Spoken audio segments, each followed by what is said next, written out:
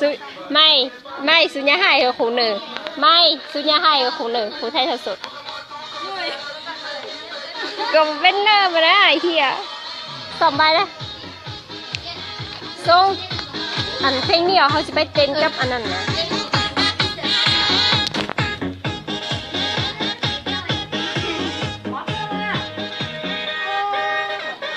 คุยหัวมือวันพูดเราไปฟ้อนแดงคุณยังบุเฮได้เพลงเลยนี่ไปเต้นเสื้อวันผูกไม่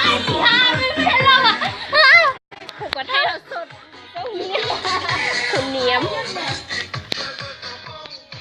ให้เราจุยด้านนี้เขาผมมาวะไม้มือนี่ห้อนแท้ห้อนว่าคุณพูดมาคนเดียวโอเคกว่าไทยแล้วล่ะบึงดาว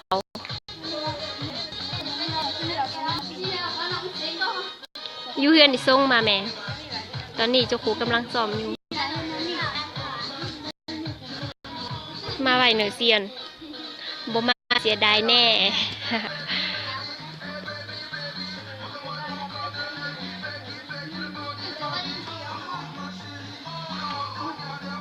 เกียมเราในไม้เกียมเป็นหรอกอัลโหลยังบ่เห็นตัวซ้ำอัลโหล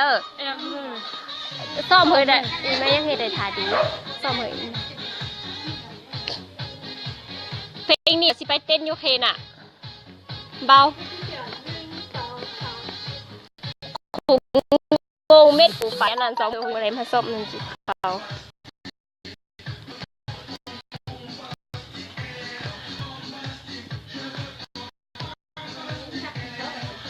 โอ้เจ้าขู่เฮบ้างเพราะว่ามือพูดเจ้าขู่สิไปอัน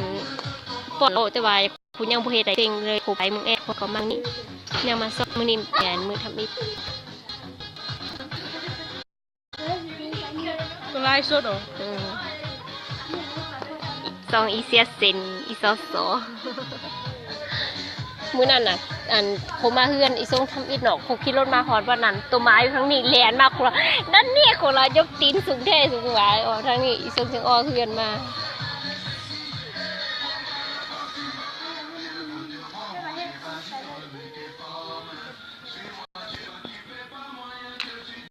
อีไม้ก็ไปเอามาอีไม้กับอีวอนและอีซงอีบ้าวอีไหมอียัวกับโคอีดานี่กับอีชัวเฮมาเขาเฮวางฟ้อนดอกโจโคฟ้อนยุ่งเงียนอันอาจารย์บอกให้โจโคฟ้อนวันครูเกวันเสื้อตัวในนึงหนูเห็นมัวยังบ่เห็นตัวเลยให้เขาเลยดำปุ๊บดำบ่เห็นเขาบ่หวนเป็นครูด้วยจะเป่าวันคุณอยากกินข้าวอ่ะคุณยังไม่กินข้าวบ่ได้กินเอาเขาว่าเขากินแต่ว่าเขาว่าบ่ให้อยากกินเขาไปเมืองแอดมาน่ะฮ้อนแท้ฮ้อนว่านะเขาอันนี้จะว่าแดงแม่ขุยานแท้ยามละคนละทายากอัน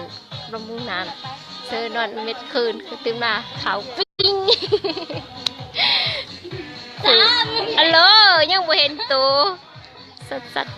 บ่ส่วนกูเด้อีสัตว์ก็มานะตอนนี้เจ้าครูก็ยังฟ้อนอยู่นี่เลยจุกประมาณฟ้อนเทือนนี่กี่คนไหนเบามาบอล1 2 3 4 9 คนอีจัวอะไรด้านนี้เจ้าครูฟ้อน9 คนเขาจุนี่กำลังสอบก็ไปให้ได้ทาเซียนตัวก็มาไวเลยมันนะเอามาเหอะเซียนตัวห่อมากินอยู่ทั้งนี้ก็ได้เจ้าโหยูเอคนนี้ก็เต้นมันน่ะอีโซเกิดกำลังเต้นอยู่นั่นไปเต้นเธออันตัวอ่อนเลย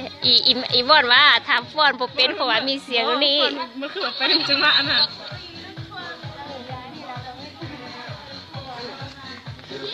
มีคนเบิ้งสิคน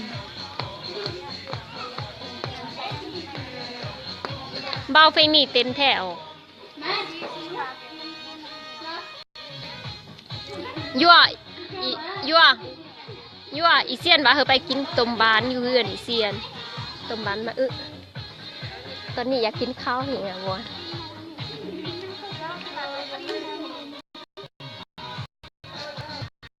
หมายนี้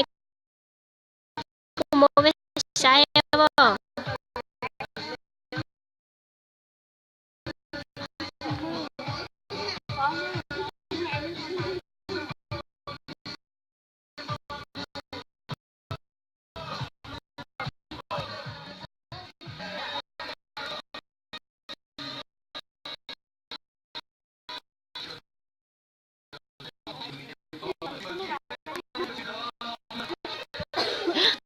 รอก่อน